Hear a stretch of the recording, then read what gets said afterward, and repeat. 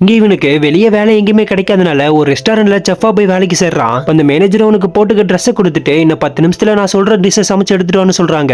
அவனுமே அவங்க கிட்ட போறதுக்கு முன்னாடி வைஃபை பாஸ்வேர்டு கேக்குறான். அவங்களும் எதுக்குன்னு கேட்க இவனுமே நான் சமைக்கும் போதே பாட்டு கேட்டுட்டே சமைப்பேன்னு சொல்றான். ஆனா இவன் அவங்க வெளியே போனதுக்கு அப்புறம் திருட்டுத்தனமா போன்ல சர்ச் பண்ணி அதை பார்த்து சமைச்சுக்கிட்டு இருக்கான். ஆக்சுவலா இவனுக்கு சமைக்கவே தெரியாது. யூடியூப் பார்த்து எப்படியோ சமாளிச்சுட்டு வந்து அந்த வேலைக்கே வந்திருப்பான். அப்பன்னு பார்த்து கரெக்டா இவன் சமைச்சுக்கிட்டே இருக்கும்போது பாதிலேயே வைஃபை நெட்வொர்க் கட் ஆயிருது. இப்ப இவனுமே என்ன பண்றேன்னு தெரியாம இந்த ஒரே ஒரு தடவை ஹெல்ப் பண்ணுன்னு சொல்லி கடவுள் கிட்ட வேண்டுறான். இப்ப கிச்சன்ல ஏதோ சவுண்ட் கேக்குதுன்னு சொல்லி அங்க இருக்க ஃபிஷ் டேங்க பாக்குறான். பார்த்தா அதுக்குள்ள இருக்க மீன் தான் பேசுது. இத பார்த்து இவனுமே ஷாக் ஆக ஆல்ரெடி ஆஸ்துமா இருக்கனால மூச்சு திணறல் ஏற்படுது.